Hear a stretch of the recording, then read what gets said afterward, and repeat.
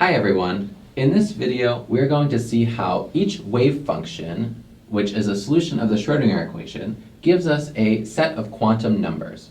And these quantum numbers will serve as an address of sorts to identify exactly where an electron is located within an atom. And hopefully this video will start to answer any lingering questions that you have about orbitals. Things like, well, how many orbitals are there? And what are the shapes and sizes of these orbitals? And what other characteristics can we use to describe them? And eventually, we'll be filling those orbitals with electrons. As we discussed, the Schrödinger equation can be solved to give a series of wave functions, psi1, psi2, psi3, etc.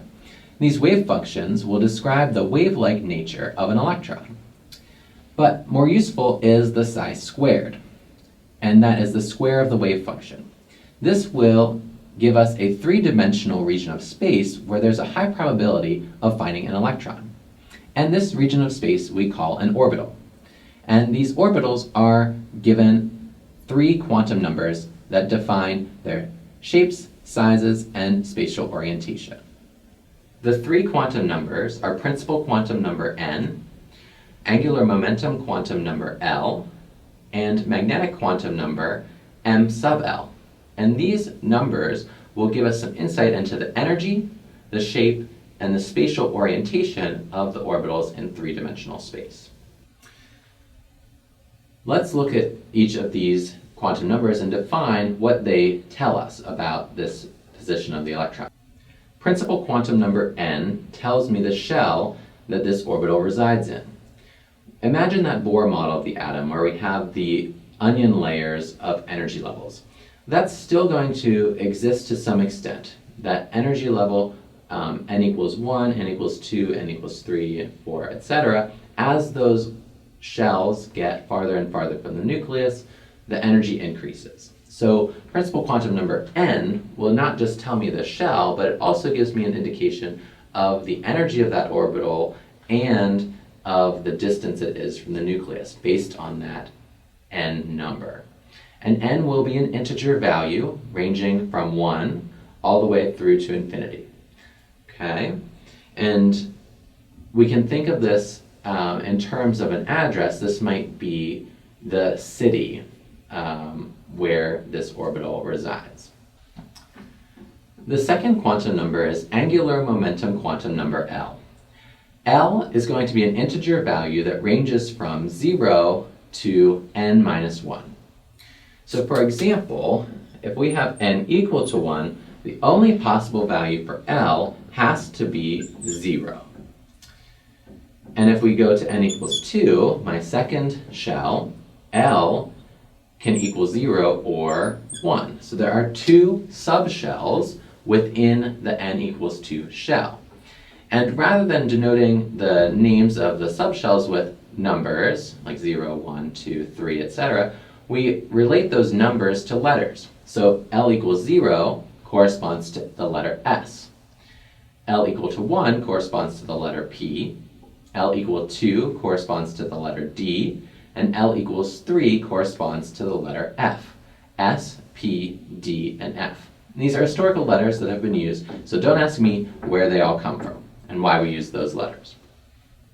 Okay? Now, the subshell tells me something about the shape of the orbital that is going to hold those electrons. So the shape of the s orbital, when L equals 0, is a sphere. So we can see in this figure that the s orbital shape is spherical. In this other figure, we can look at the shape of the p orbital. We describe this shape as a dumbbell. In the d orbitals, there are actually two different shapes possible here. We have a clover shape and this dumbbell donut, as we call it. So we have the kind of a p orbital shape, the dumbbell, surrounded by this ring. And again, these are just regions of space, three-dimensional regions of space, that can hold electron density. Our f orbitals are much too complicated to describe in terms of shape. Here's an example of one f orbital. We have a lot more lobes, and these are just too complicated, and we're not going to go there. In terms of our address analogy, we know that the N is the city that we're going to be in, then L, that subshell, would be, for example, the street. So now we know what the different streets look like that this orbital can be on. The third quantum number is magnetic quantum number m sub L. This number, again, will be an integer, and it will range from minus L through plus L. So, as an example, when n equals 1, L equals 0, and when L equals 0, the only possible value for m sub L is also 0. So minus L to plus L, we don't really have that range. The only possibility here is m sub L. The number of m sub L values tells me the number of orbitals of that type in that specific subshell. So there is one s orbital in the n equals 1 shell. So our n equals 1, we only have an s orbital. When we go to n equals 2, we have an s and a p orbital. Now, how many of each type of those orbitals are present? We have to look at m sub L. Well, when L equals 0, m sub L is equal to 0. Then when L equals 1, m sub L can equal minus 1, 0, or plus 1. Remember, an integer value ranging from minus L through plus L, including 0. So this tells me that I have one s orbital in the second shell. And I have 1, 2, 3 p orbitals within the second shell. So within n equals 2, I have 4 orbitals.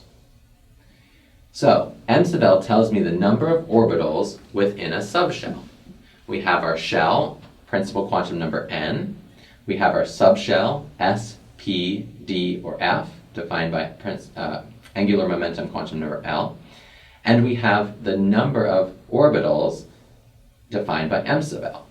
M sub L also gives me an idea of the orientation of these orbitals in space. So, for example, the s orbital as a sphere can only have one orientation about an axis.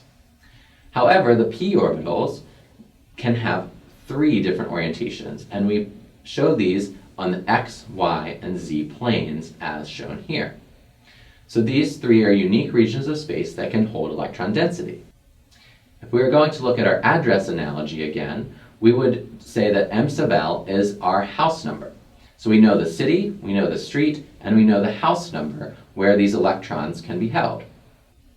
In our next videos, we'll look at the characteristics of these orbitals and see how we fill orbitals with electrons. Thanks for watching.